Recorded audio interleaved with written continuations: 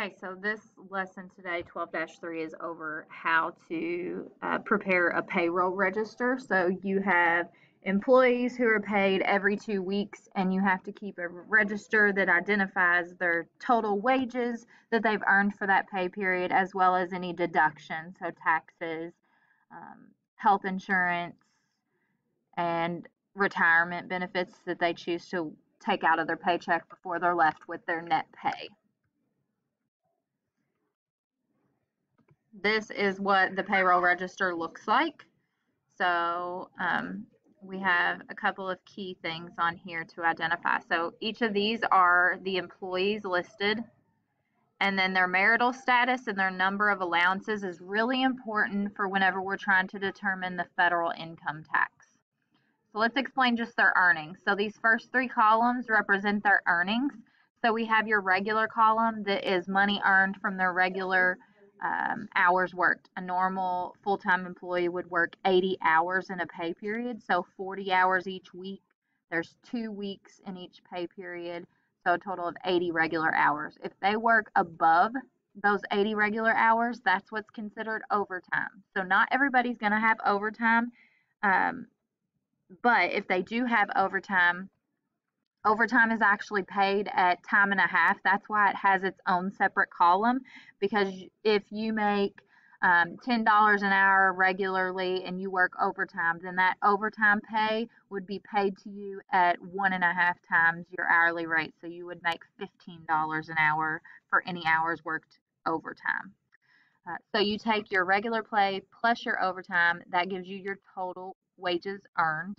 And that's the total number that all of these tax amounts are going to be calculated on.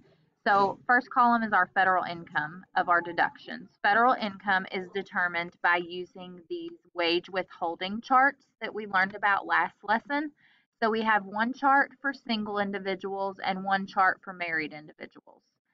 So our first employee, John Butler, it says he is married with four allowances, and he made $1,466. So if I go over here to the married person's tax withholding, he made $1,466. So that means he would fall within this earnings range, so 1460 to 1480.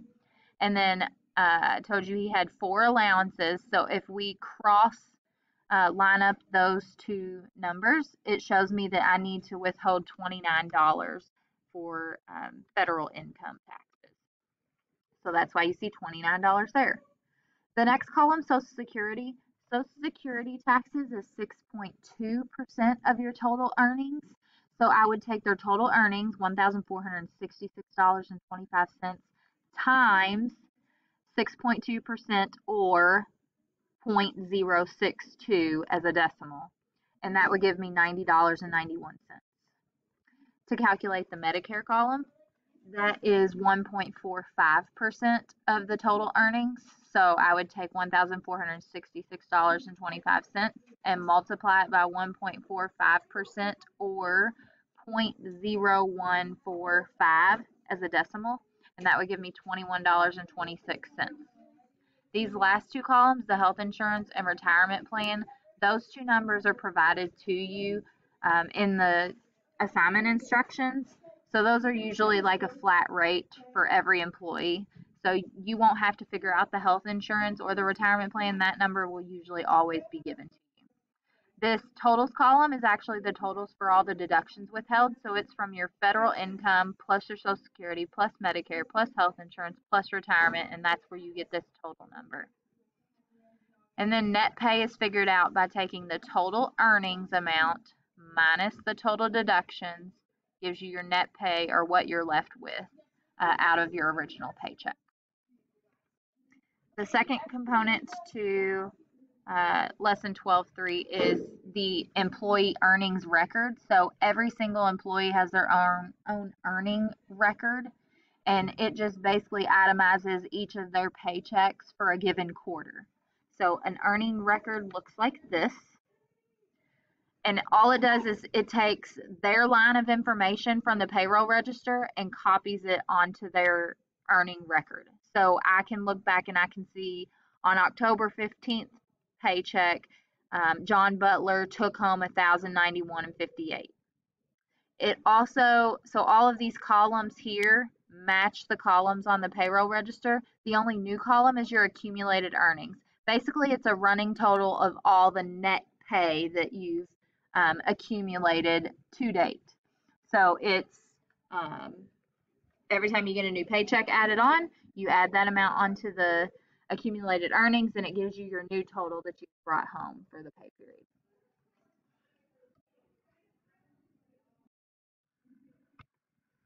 Okay, so we're going to do the work together of 12.3, and then you'll go on and do the application 12.3 by yourself. So for this, we have a payroll register as well as an earning record for one particular employee. So this payroll register is for Judy's Fashion. We only have 2 employees. We have some information up on the top of our payroll register that we need to fill in. So our semi-monthly pay period ending, our instructions say that it's July 15th, 2000, whatever the year is, July 15th to dash dash. Okay, and that's also the same date that they would be paid. So July 15th, 20 dash dash. Okay, so our federal income, this number, again, you need to use those tax withholding forms. So John Edward is married and has an allowance of 2. So he's married and has an allowance of 2, and he made 1,000, let's see, sorry, $1,432. So he would fall between the 1420 and the 1440 range, and he has 2 allowances, so that would be $61 that we would want to withhold. So we enter $61 in there. And then Janice Nelson, she's actually single with 1 allowance, and she made $971. So if I flip back over here, make sure I'm on my single table, $971 is $960 to $980 range, and she has 1 allowance. So I would withhold $76. So 76.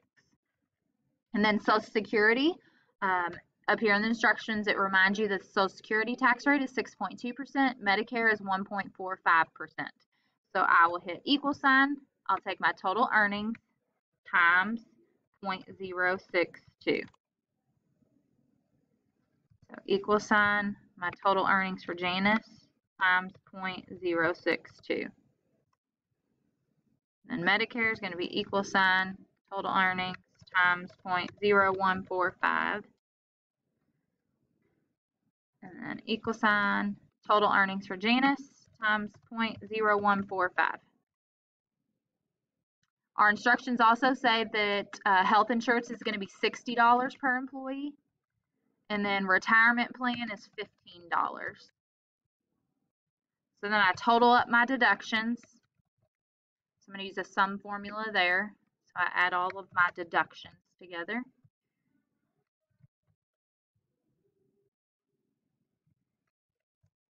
Okay, and then my net pay is going to be my total earnings minus my total deductions. So equal sign, my total earnings minus total deductions. And equal sign, total earnings, total earnings minus total deductions. Enter. All right, and that's it for that payroll register. Now I want to do the individual earning record for Edward Johnson. So according to these instructions, it is for the payroll information for July 15th. So July's quarter would end September 30th. How I know that, because each quarter is 3 months. So January, February, March is 1 quarter. April, May, June is the 2nd quarter. July, August, September is the 3rd quarter. So September 30th. The employee's number is number 2. His marital status is M for married. His number of withholdings is 2, which this information is right here. His rate of pay, according to the instructions, is $15 per hour.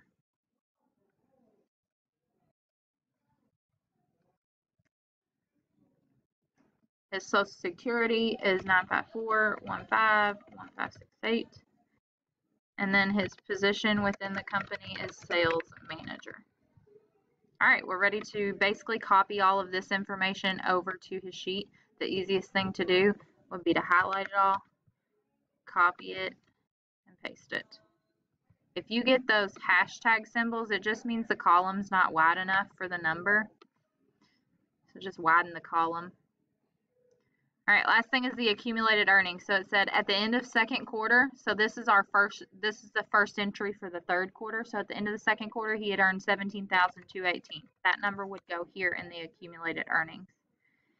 And then to figure out the new accumulated earnings total, we would take that accumulated earnings plus his new net pay. So to date, he has been paid $18,404.91.